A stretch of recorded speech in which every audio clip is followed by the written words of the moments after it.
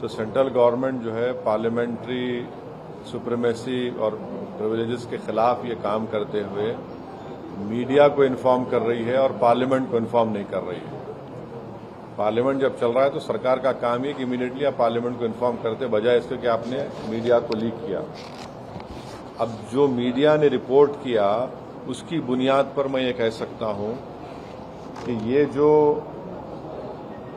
Propose amendment से जो media में जो लिखा गया है वो इस बात को बताता है कि मोदी हुकूमत वक्फ बोर्ड की ऑटोनॉमी को छीनना चाहती है और वो इंटरफेयर करना चाहती है वाकिफ के मंशे के खिलाफ कि किस तरह से उस वक्फ की प्रॉपर्टी को चलाया जाए, और ये खुद फ्रीडम ऑफ रिलीजन के खिलाफ है, नंबर 1।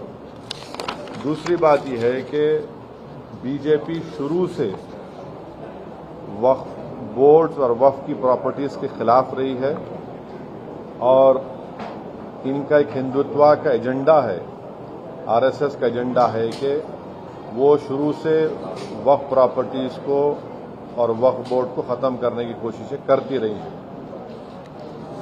तीसरी बात यह है कि अब जो मीडिया के रिपोर्ट्स के ऊपर मैं अपना ये रिएक्शन दे रहा हूं कि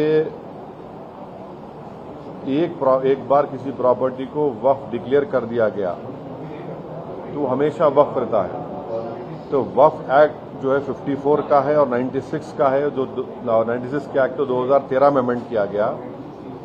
वो सर्वे कमिश्नर को पावर्स देता है और सर्वे कमिश्नर को अपॉइंट कौन करती है? State government. तो सर्वे कमिश्नर वक्फ प्रॉपर्टीज आइडेंटिफाई करता, उसके बाद लिस्ट ऑफ वक्फ प्रिपेयर होती है सर्वे कमिश्नर की तरफ से, और वो सर्वे कमिश्नर जो स्टेट गवर्नमेंट का अपॉइंटी है उसको स्टेट गवर्नमेंट को भिजाता और state government gazette notification issue करती है। तो गजीट नोटिफिकेशन खुद एक ऑफिशियल एक्ट है और अगर गजीट नोटिफिकेशन 1 साल तक चैलेंज नहीं होती तो वो फाइनल हो जाती है और नेचर ऑफ वक्फ हो जाता है। इसको ये लोग चेंज करना चाहते हैं, यानी जो पहले से वक्फ हो चुकी हैं प्रॉपर्टीज, अब दोबारा उनको स्टैब्लिश करना पड़ेगा कि ये वक्फ है। ये इम्पॉसिबिलिटी है। दूसरी बात यह है कि गजीट का जो कंक्लूसिव नेचर है उसको आप डाइल्यूट करना चाह रहे हैं। मानिए अब कई लोग वक्फ की प्रॉपर्टीज में एंक्रोचर्स है, इलीगल तरीके से वहां पर है, तो इनको एक मौका मिल जाएगा कि वो वक्फ प्रॉपर्टीज को बोलेंगे कि हमारी प्रॉपर्टी है, प्राइवेट वक्फ की प्रॉपर्टी नहीं है।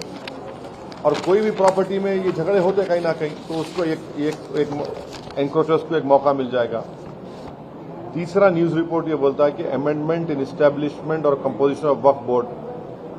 तो ये एक्ट खुद ये बोलता है कि हर स्टेट में एक वक्फ बोर्ड होना चाहिए और बोर्ड रिस्पांसिबल होगा उसके एडमिनिस्ट्रेशन और मैनेजमेंट ऑफ वक्फ प्रॉपर्टीज के लिए।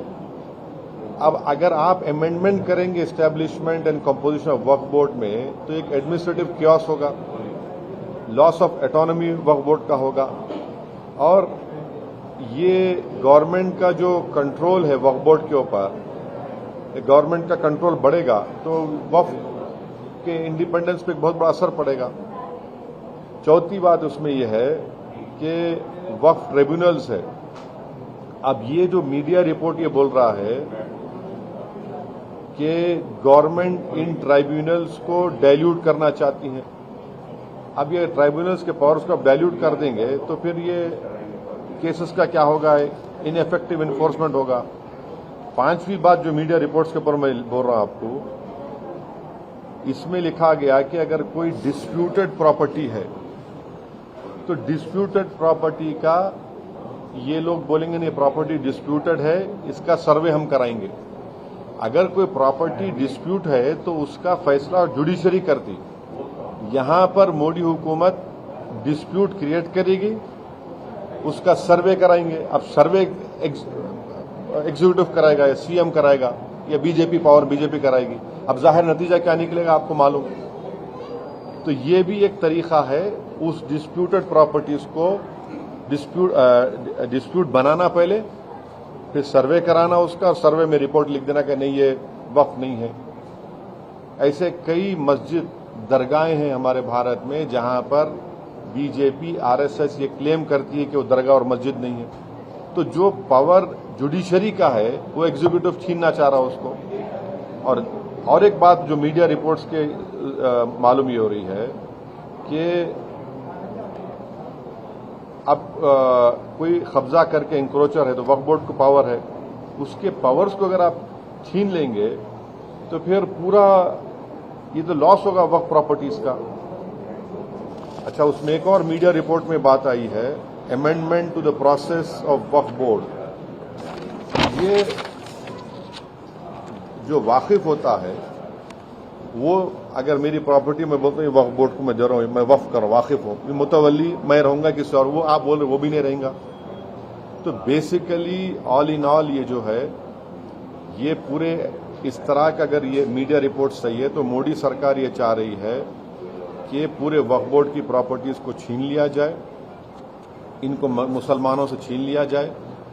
और वो थ्रेटन कर रहे हैं वक्फ की प्रॉपर्टीज का जो कंट्रोल है वक्फ बोर्ड्स के ऊपर, ताकि उसमें तमाम लीगल एम्बिग्युइटीज पैदा हो जाना और इससे और वक्फ की प्रॉपर्टीज का नुकसान होगा।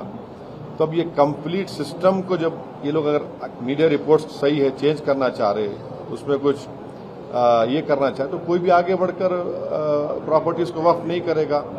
और आप देखेंगे कि कई मुसलमानों के मस्जिदें हैं, दरगाहें हैं जहां पर हिंदुत्व की ऑर्गेनाइजेशन आरएसएस बोलती कि नहीं है वो।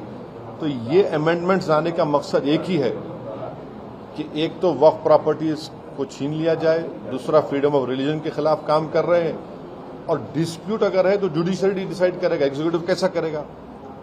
तो ये चीजें हैं जिसका हम अपोज करते हैं इसको।